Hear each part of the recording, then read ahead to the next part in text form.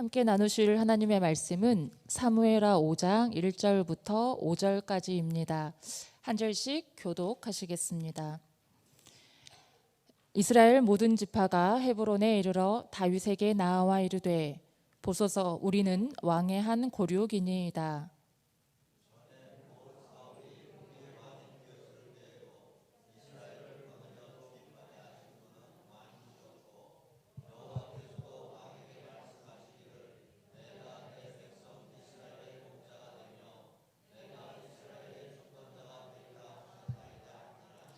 이에 이스라엘 모든 장로가 헤브론에 이르러 왕에게 나아오매 다윗 왕이 헤브론에서 여호와 앞에 그들과 언약을 맺음에 그들이 다윗에게 기름을 부어 이스라엘 왕으로 삼으니라.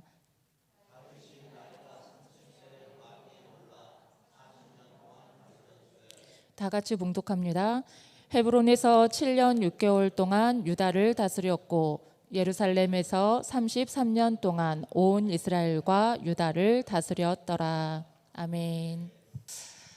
여러분 이번 주간 잘 지내고 계시죠? 네. 오늘은 다윗 이야기를 여러분과 함께 나눠보려고 합니다. 다윗 어떤 사람인가요? 다윗. 용기 있는 사람이요. 다윗 어떤 사람인가요? 너무 쉬워서 말씀하기 싫으시죠? 다윗 뭐 이스라엘의 왕이었고 아버지는 이새였고 또 수금을 연주하는데도 일가견이 있었고요. 위로는 형들도 많았어요. 그렇죠? 다윗은 이제 하나님께 기름 부음을 받고 왕으로 세움을 받은 사람이죠. 어린 시절에는 양을 치는 목동의 일을 하기도 했고요. 구약 성경에서 왕으로 세워질 때 하나님이 택한 자 기름을 부어서 왕으로 삼았는데 다른 왕들은 다 한 번 기름 부음을 받고 왕으로 세워졌어요. 그런데 다윗은 무려 3번이나 기름 부음을 받습니다.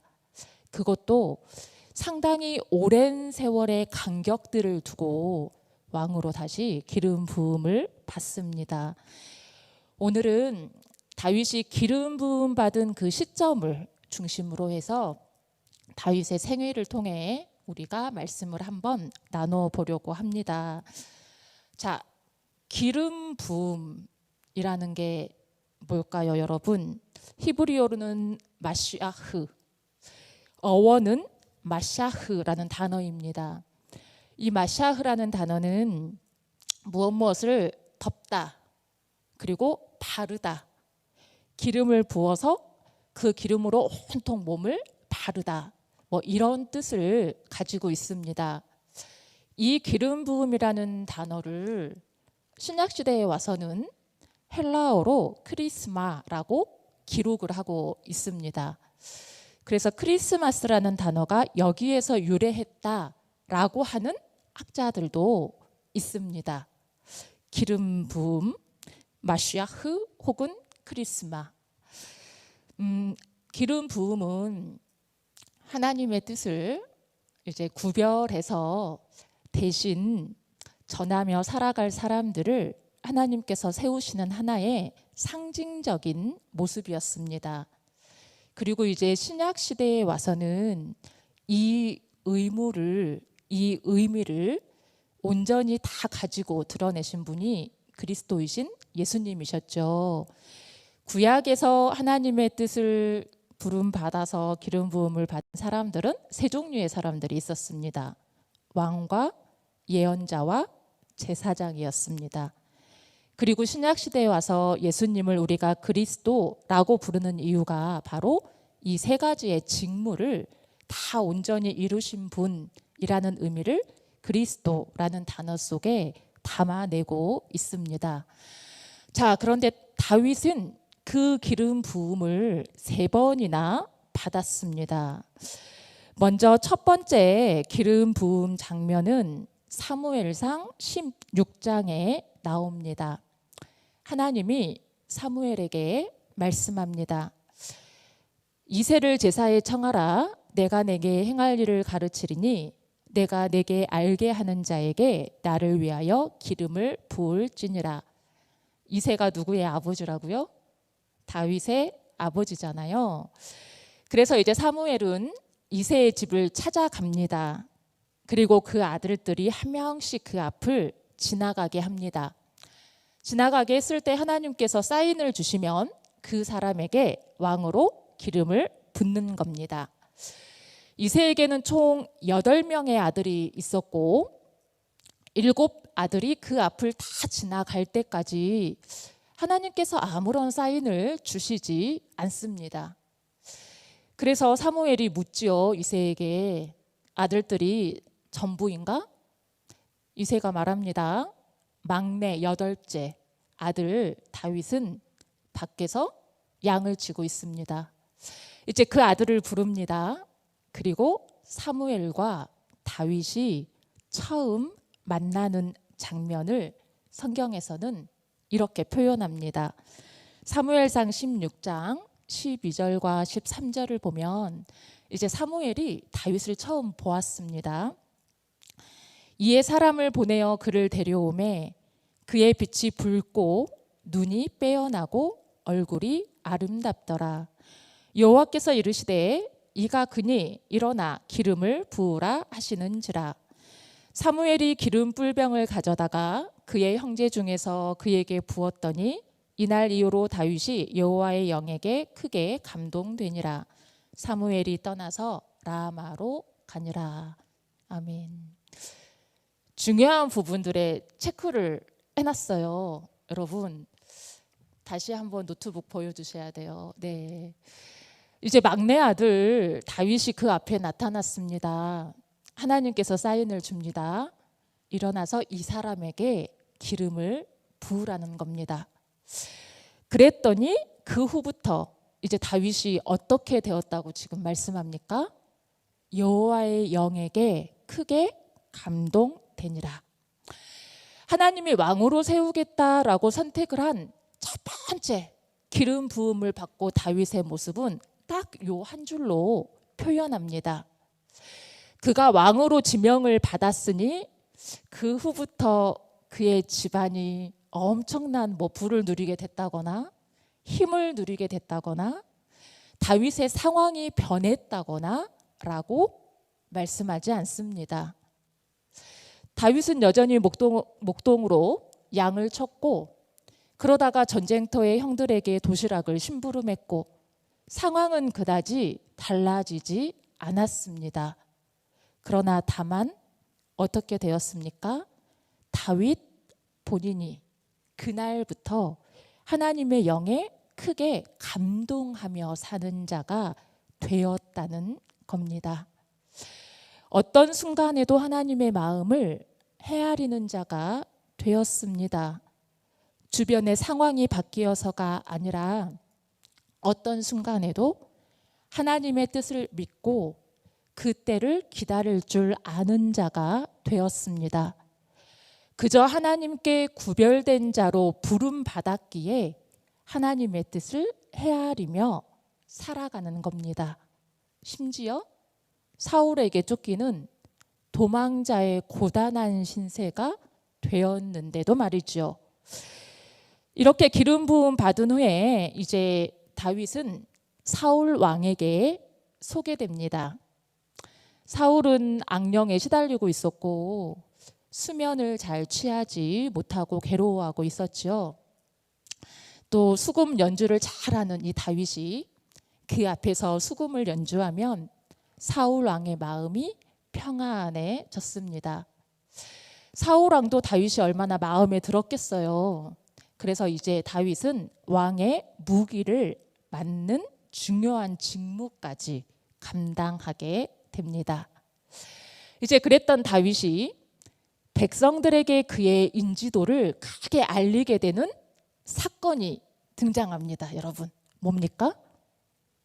네, 골리앗과의 싸움이지요. 사무엘상 17장에 이제 블레셋 거인 장수 골리앗과의 만남. 골리앗의 위세에 사울 왕을 비롯한 온 이스라엘 백성들이 두려움에 떨고 있을 때 다윗은 골리앗 앞에서 선포합니다. 사무엘상 17장 45절의 말씀, 우리 같이 봉독합니다. 시작. 다윗이 블레셋 사람에게 이르되 너는 칼과 창과 단창으로 내게 나아오거니와 나는 만군의 여호와의 이름 곧 내가 모욕하는 이스라엘 군대의 하나님의 이름으로 내게 나아가노라. 다윗이 누구의 이름으로 나아간다고 선언합니까? 하나님의 이름으로 나아간다고 선언합니다. 여러분, 아까 다윗이 처음 기름 부음을 받은 후에 달라진 거 딱 하나가 뭐라고 했습니까? 다윗이 하나님의 영에 감동된 자가 되었다고 했습니다. 이제 그 하나님의 이름으로 골리앗 앞에 선 겁니다. 세상의 공격 앞에 하나님의 이름으로 나아갑니다. 이어서 이제 47절의 말씀은 세 번역으로 한번 봅니다. 역시 같이 읽습니다. 시작.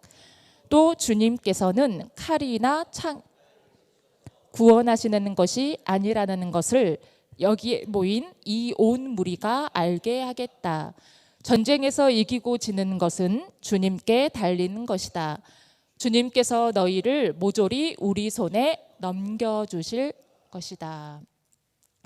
세 번역으로 보니까 좀 내용이 좀 다르지 않으신가요? 하나님은 세상이 강하다고 말하는, 그래서 모든 나라와 사람들이 가지고 싶어하는 권력이나 무력 따위의 힘을 써서 우리를 구원하는 것이 아니라는 겁니다. 그리고 전쟁은 바로 그런 하나님께 속해 있다는 거죠. 그리고는 세상의 힘으로 상징되는 이 골리앗을 무엇을 가지고 이깁니다. 자기가 늘상 양을 지키며 사용했던 그 물매와 돌을 가지고 이겼습니다. 세상을 이기는 방법이 무엇인가를 우리에게 가르쳐주는 대목입니다. 세상을 이기는 방법 다른 게 아닙니다. 우리의 삶의 자리에서 우리에게 주신 그 익숙한 그것을 하나님께 맡겨드릴 때 그것이 하나님의 능력이 되었습니다. 자, 이 일로 이제 백성들에게는 다윗의 인지도가 높아져 갑니다. 여러분, 사람들에게 인기를 누리면 좋은가요? 싫은가요?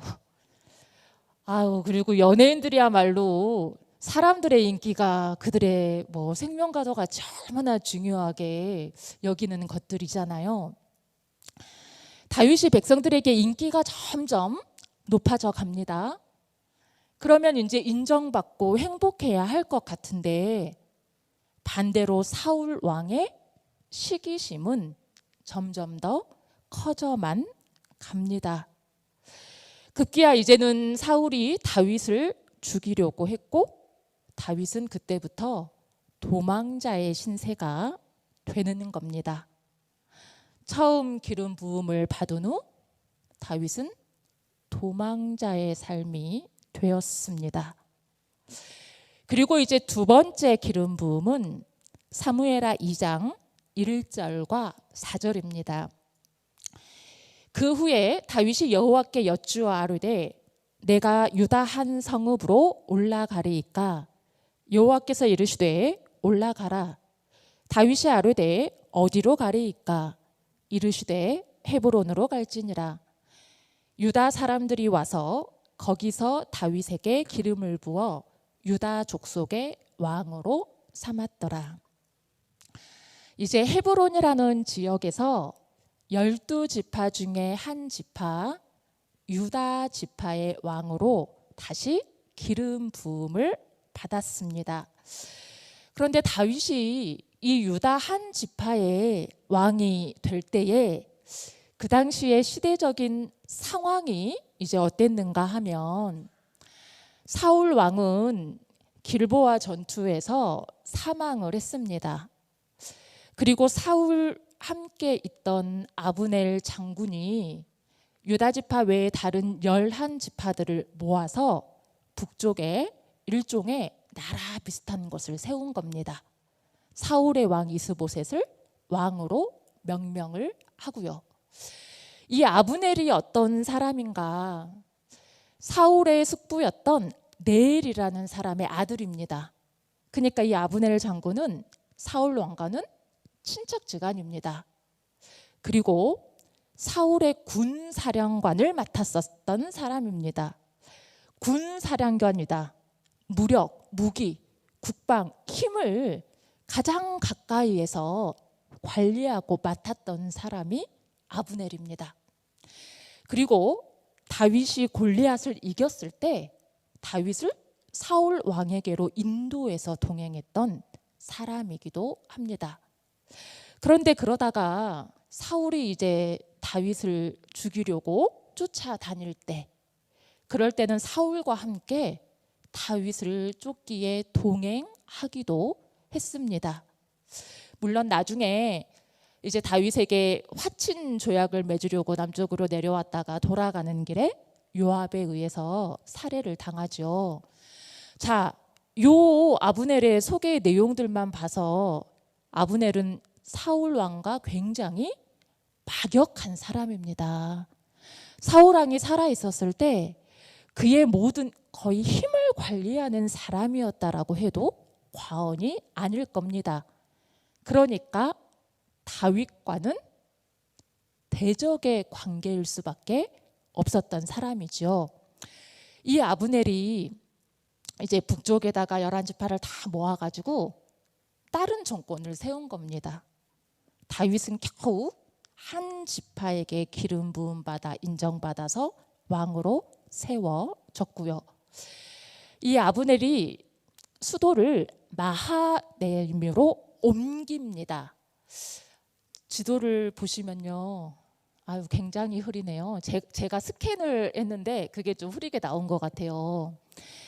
블레셋이 이렇게 왼쪽에 길쭉하게 자리를 잡고 있고요. 원래 사울이 지내던 곳은 기브아라는 곳이었습니다. 그러니까 블레셋과 굉장히 가까운 지역이죠. 그런데 아브넬이 북쪽 지방에 새로운 정권을 세우고는 블레셋과 멀리 떨어진 마하나임으로 수도를 옮긴 겁니다. 블레셋으로부터 멀리 떨어져 나간 거죠. 그러니까 상대적으로 남쪽 지역에 자리를 잡고 있던 유다 지파는 블레셋의 위협이 커지게 된 거죠. 이런 상황 속에서 유다 지파가 왕으로 다윗을 세웠습니다. 어디에서요? 헤브론에서요. 그리고 이제 나중에 예루살렘은 유다가 모든 지파의 왕으로 다시 기름 부음 받고 세워진 후에 예루살렘으로 수도를 천도를 합니다. 그러니까 보십시오. 두 번째 기름 부음 받아서 드디어 왕으로 등극을 했나 싶었습니다. 사울 왕이 사망을 했으니 이제 다윗의 세상이 되었나 싶었습니다. 그런데 옆으로는 블레셋의 위협을 받고 위로는 11지파가 뭉쳐있는 그들과의 전쟁이 여전했다라는 겁니다. 그러니까 상황이 그다지 평탄하지 않았다는 사실입니다. 그러나 사무엘하 3장 1절에서는 그때의 상황을 이렇게 말씀합니다. 사울의 집과 다윗의 집 사이에 전쟁이 오래매 다윗은 점점 강하여 가고 사울의 집은 점점 약하여 가니라. 상황이 평탄하지는 않았지만 하나님이 여전히 함께하고 계셨습니다. 그리고 이제 오늘 본문 사무엘하 5장에 와서야 다윗은 이스라엘 온 지파의 왕으로 세워집니다. 오늘 본문 3절의 말씀입니다. 우리 같이 읽겠습니다. 시작. 이에 이스라엘 모든 장로가 헤브론에 이르러 왕에게 나아오매 다윗 왕이 헤브론에서 여호와 앞에 그들과 언약을 맺음에 그들이 다윗에게 기름을 부어 이스라엘 왕으로 삼으니라. 이번에는 이스라엘 모든 장로가 기름을 붓습니다. 이제야 비로소 12지파 온 지파의 왕으로 세워졌습니다.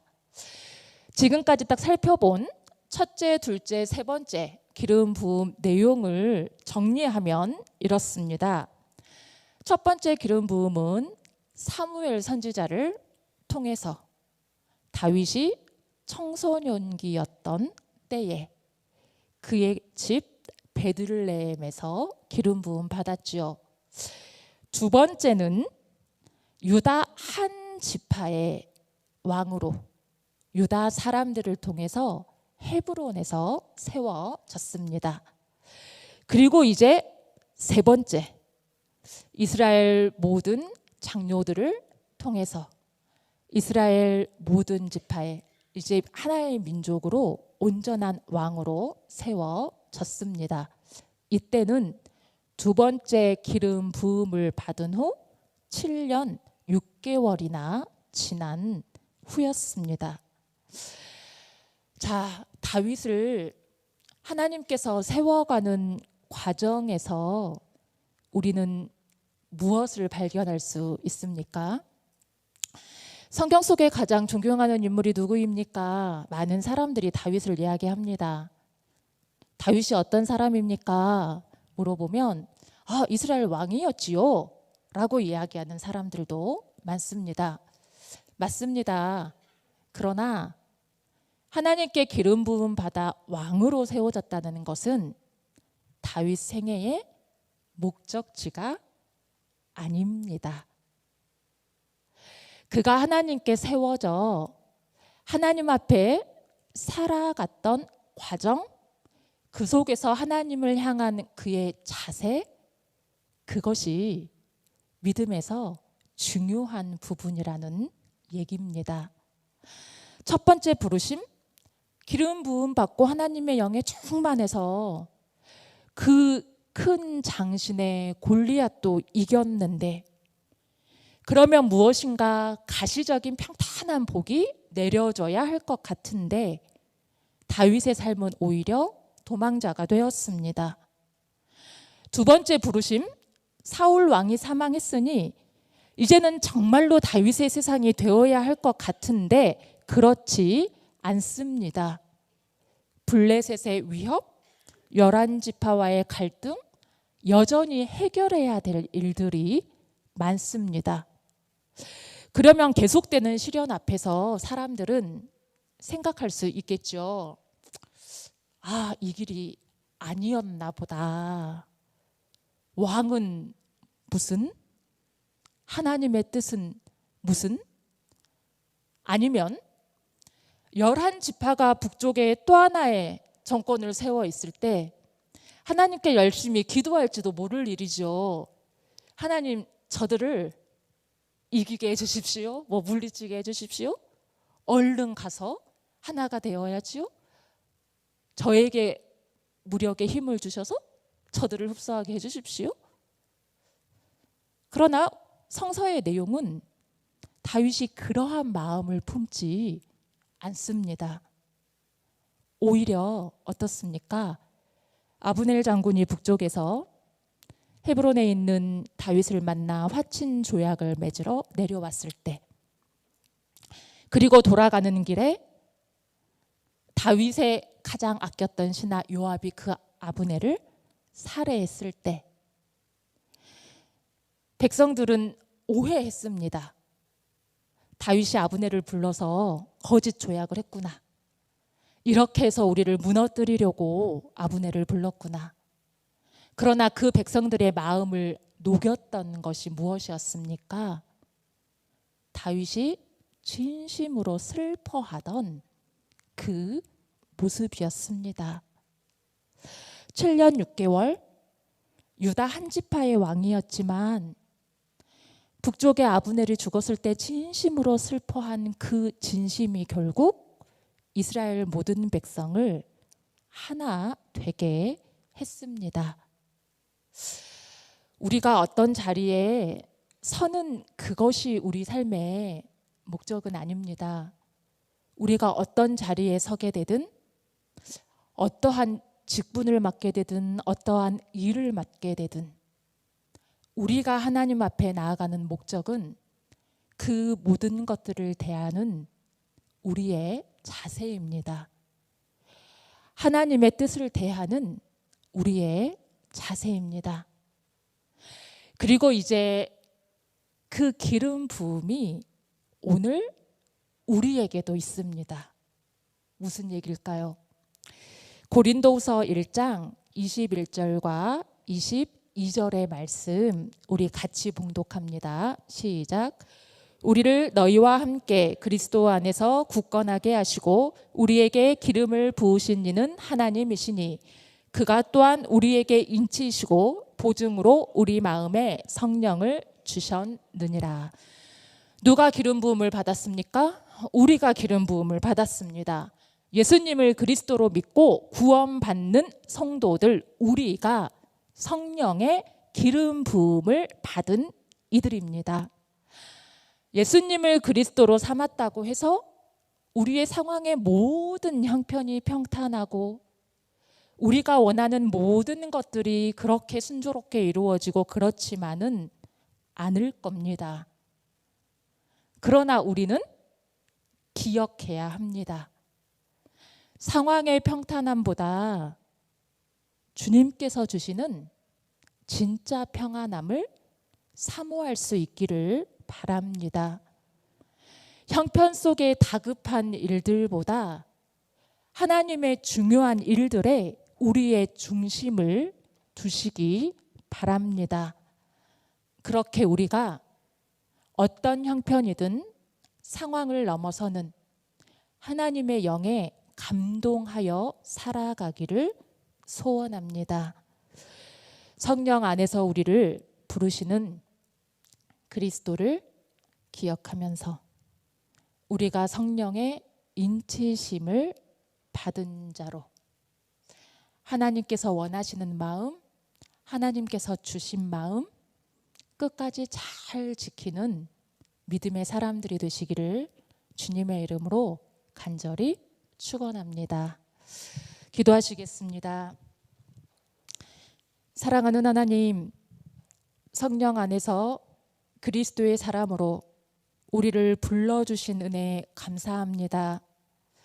주님, 우리의 삶이 늘 평탄한 것만은 아니지만 그러나 끝까지 우리를 부르신 하나님을 신뢰하는 믿음을 허락하여 주옵소서.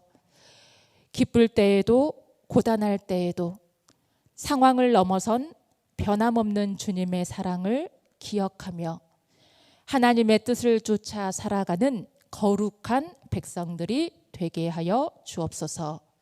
모든 말씀을 어떤 순간에도 우리의 그리스도가 되시는 예수님의 이름으로 기도드립니다. 아멘.